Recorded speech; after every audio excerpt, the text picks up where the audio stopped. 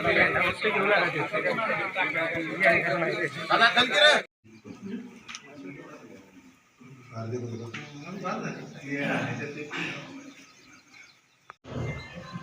लाव विजू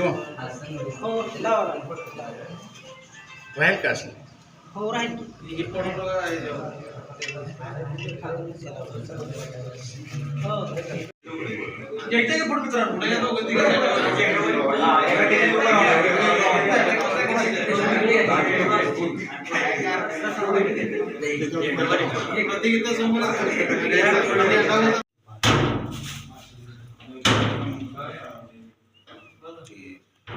एकच लावा शक्यतो.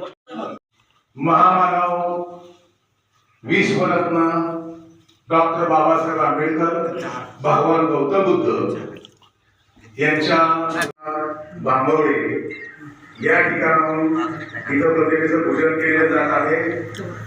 येत्या 10 तारखेला या रॅलीच्या संदर्भामध्ये जनजागृती करण्यासाठी या तारडे भागातून आजपासून आपण या रॅलीच्या जनजागृतीच्या प्रचाराचा शुभारंभ आज करणार आहे. पहिल्यांदा बांबवडे गावातून रॅली काढून पुतळ्यास पुष्पहार घालण्यात आलेला आहे.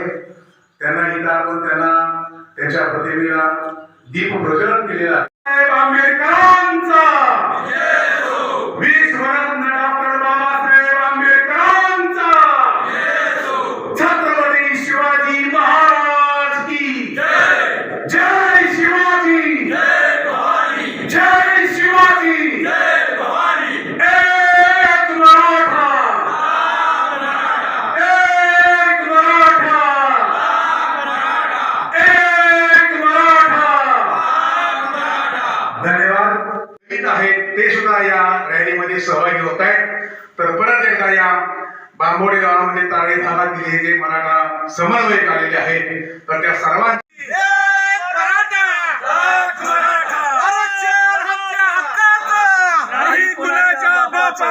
आरक्षण आमच्या हक्काचं नाही कुणाच्या बापाचं. लाख मराठा आरक्षण आमच्या हक्काचं नाही कुणाच्या बापाचं. आरक्षण आमच्या हक्काचं नाही कुणाच्या बापाचं. आरक्षण पाहिजे. मराठा आरक्षण झालंच पाहिजे. मराठा आरक्षण झालंच पाहिजे. जय भवानी, जय शिवाजी. हक्काचं नाही कुणाच्या बापाचं. आरक्षण आमच्या हक्काचं नाही कुणाच्या बापाचं. आरक्षण विरोधी सरकारचा धिक्कार असो. आरक्षण विरोधी सरकारचा जय भवानी, जय शिवाजी. संघर्ष योद्धा जरांगे पाटील यांचा देत नाही, घेतल्याशिवाय राहत नाही. जय बजरंग बली. जय.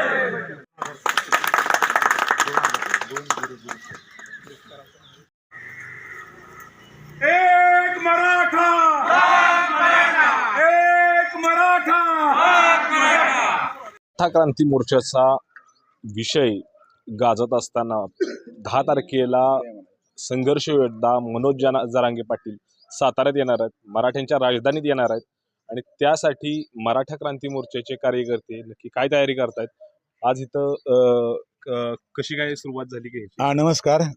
मी सुधाकर देशमुख, हे बांबवडे गाव पाटण तालुक्यात आहे आणि बांबवडे गावातून आजपासून आम्ही खऱ्या अर्थानं जरांगे पाटलांच्या रॅलीला उत्स्फूर्तपणे प्रतिसाद मिळावा, त्या रॅलीमध्ये मराठा समाजाच्या बांधवांनी उपस्थित राहावं यासाठी जनजागृती करण्यासाठी आजपासून आपण अभियान सुरू केलेलं आहे.